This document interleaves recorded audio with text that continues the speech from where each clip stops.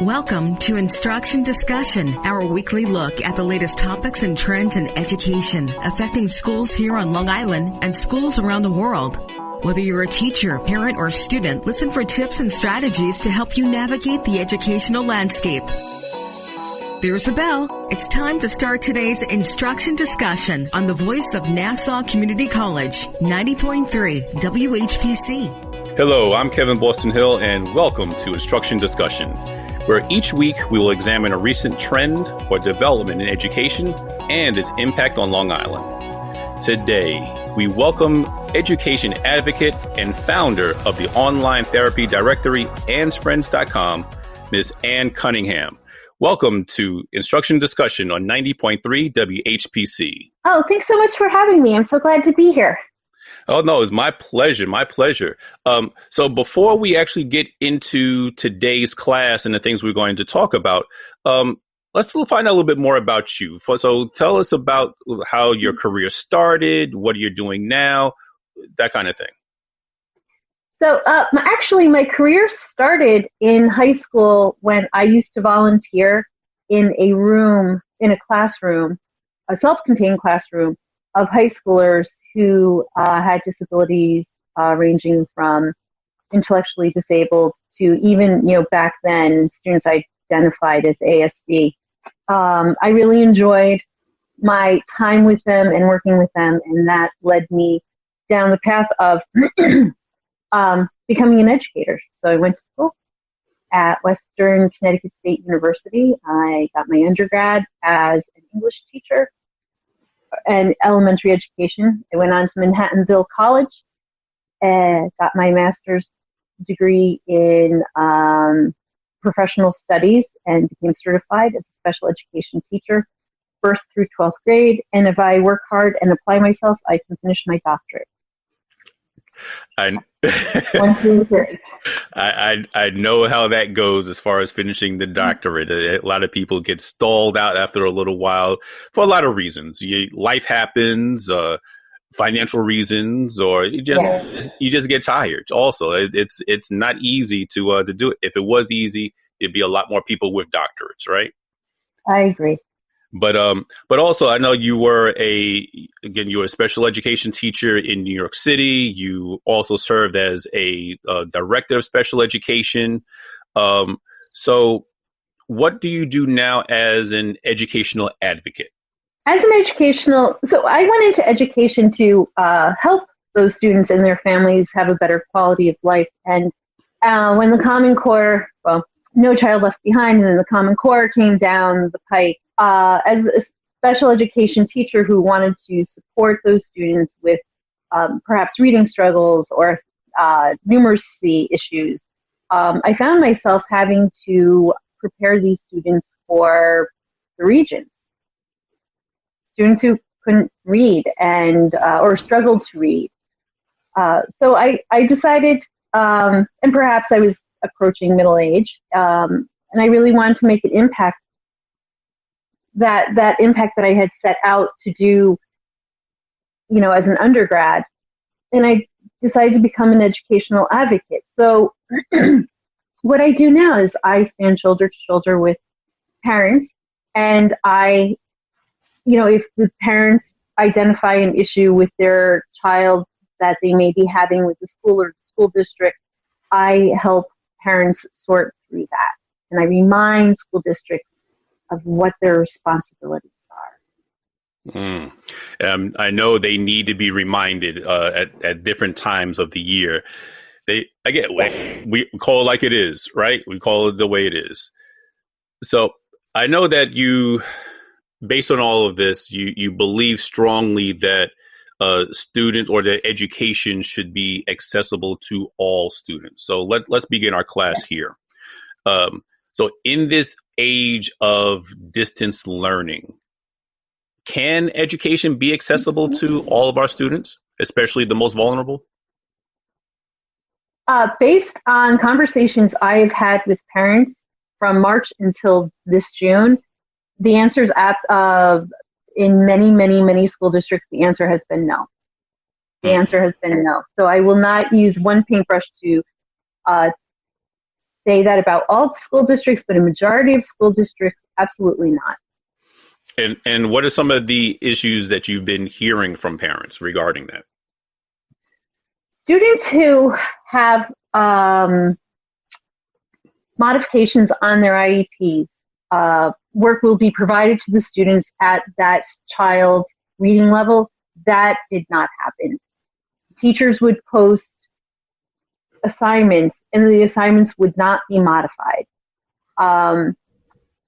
Students who were to receive special services, such as working with a special education teacher in a resource room on a particular goal, that did not happen. Many students did not have access to their teachers through Zoom or Google Classroom or Google Meets. It didn't happen. Many teachers were posting assignments. They were not modified, and the students had to work through them, and they were unable to. And then they were graded for it. So they were still graded. Yes. Didn't get the accommodations and the modifications that they were entitled to by law, and yet they were still graded on the assignments. Yes.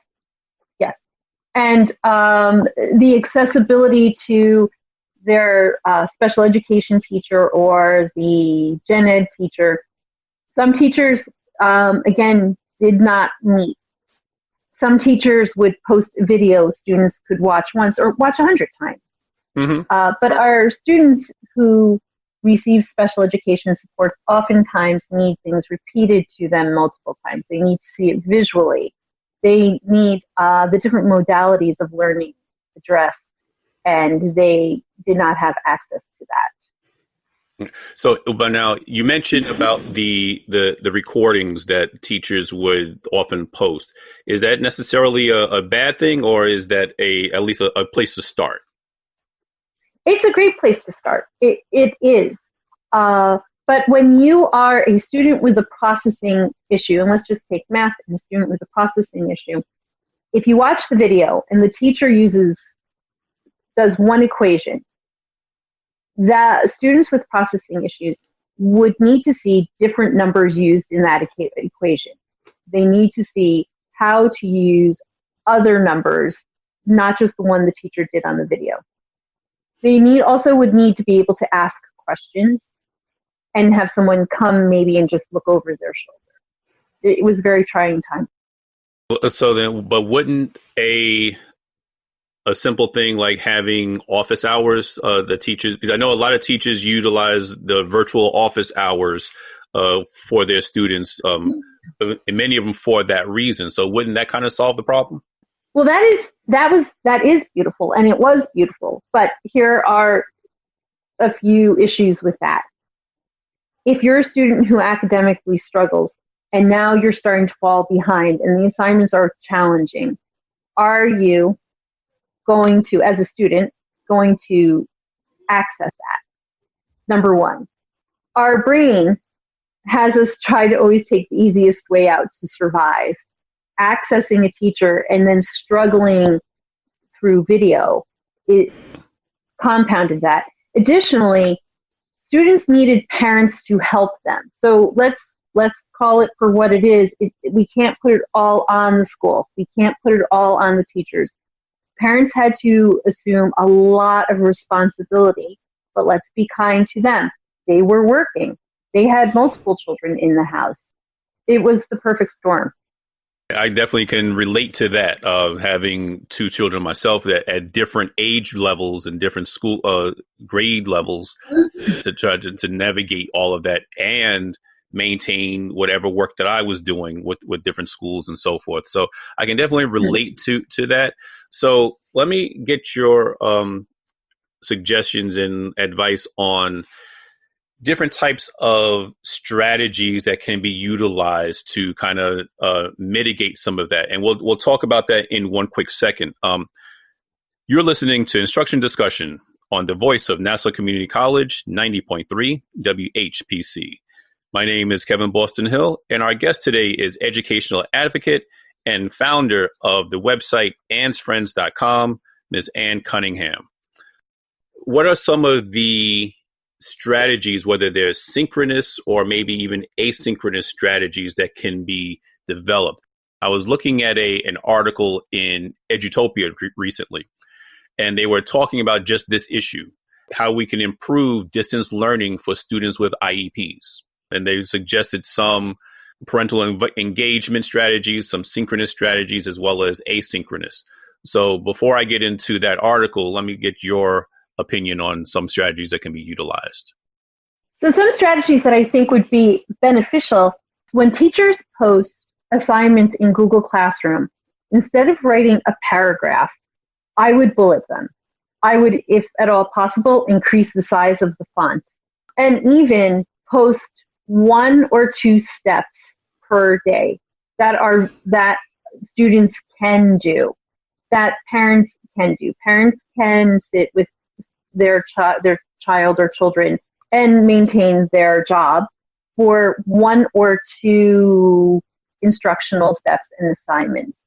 But when teachers put multi-step, go to this screen, go to that screen, watch this video, it becomes too overwhelming. So as we know with our students who have an IEP, usually executive functioning, the ability to organize their thoughts, break down text, break down word problems, use that strategy of listing, bigger font, more space in between, and listing them. Also, maybe even give them a model in a video of this is what it will look like. I would really strongly recommend that. And then for parents, if your child is given an assignment and they are unable to do it, we have to teach our children rigor and stick-to-itiveness. They should try the assignment and then advocate for themselves by writing a note, or, if it's on a Word document, put it in italics. I had difficulty with this assignment because. So your child should try the assignment. They should advocate for themselves, and they should identify where they struggle so when their teacher reviews it, they know where that student needs additional help. And how often should parents be in communication with their child's teachers regarding work that's given, regarding IEP reviews and things like that?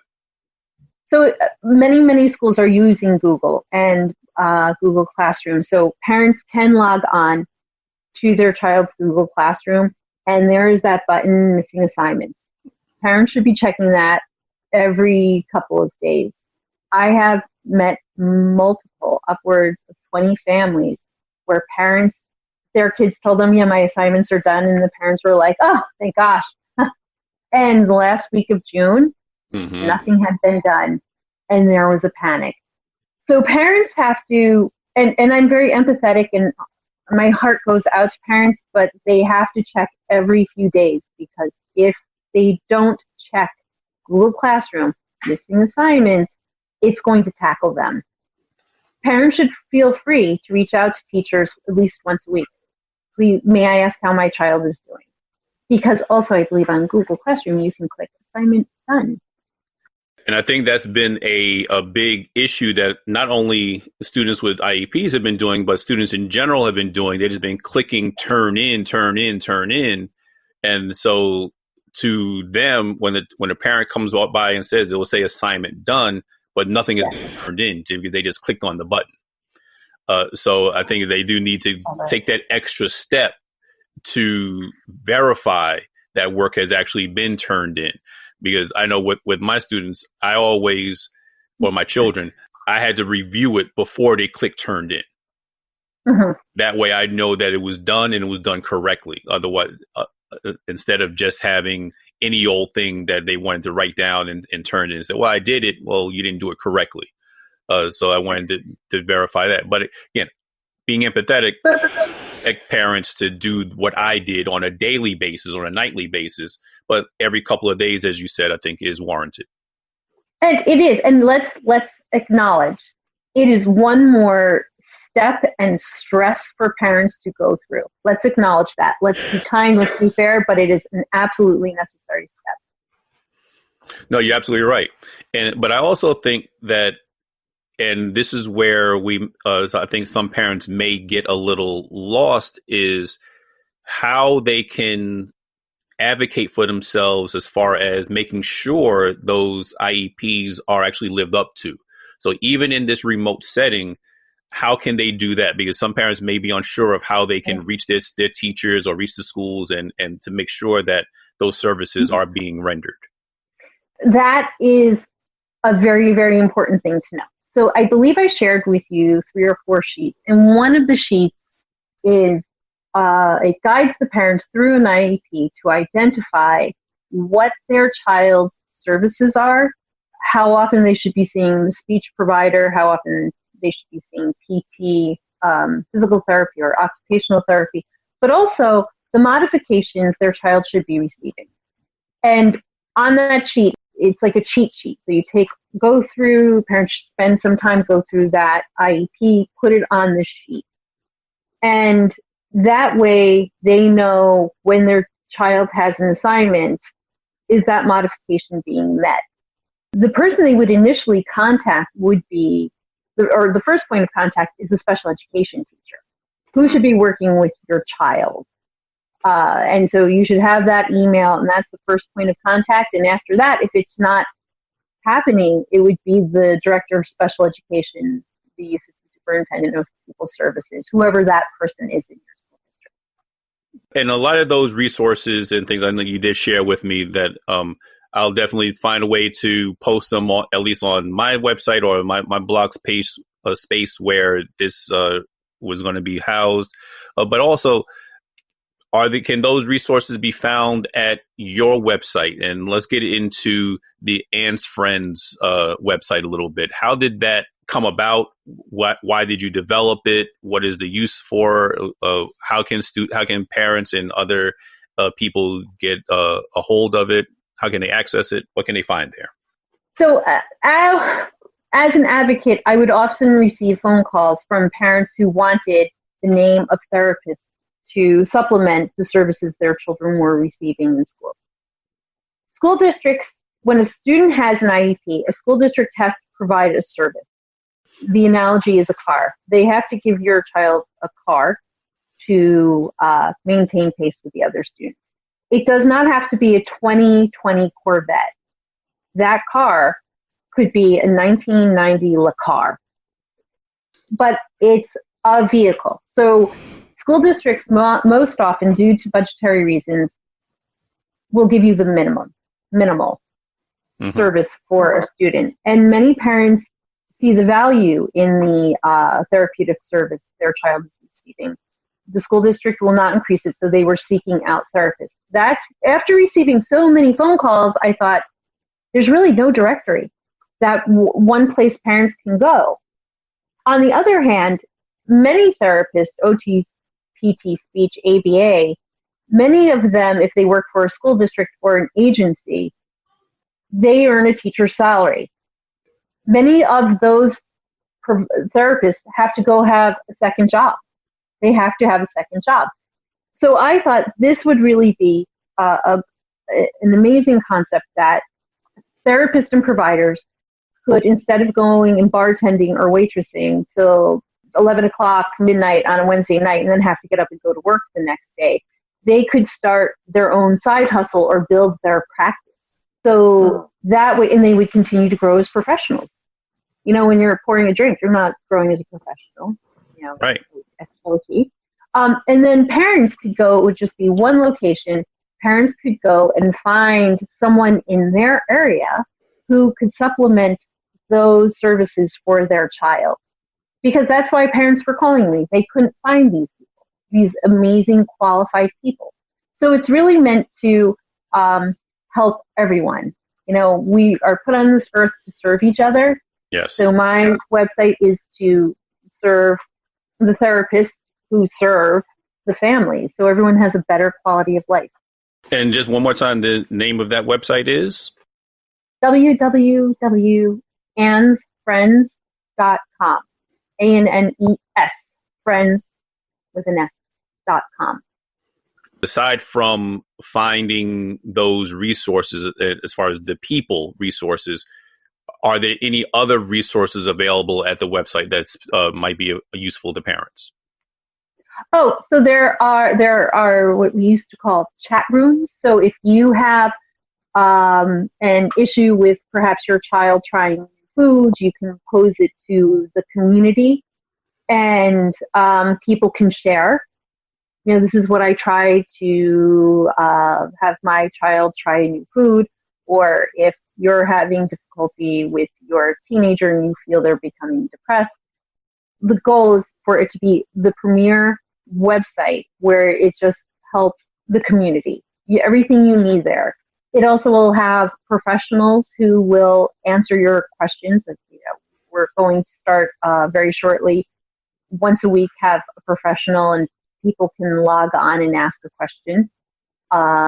And then people can post a therapist can post their blogs. They can post a podcast they may have had that would be beneficial. But we're there to help each other. Great. And with those resources that you had forwarded to me, would they also be available on like the cheat sheet, so to speak, and things like that? Yeah. Website as Absolutely. well? So we ask parents to sign up. And the reason we ask parents, we ask the parents to sign up, and it's free.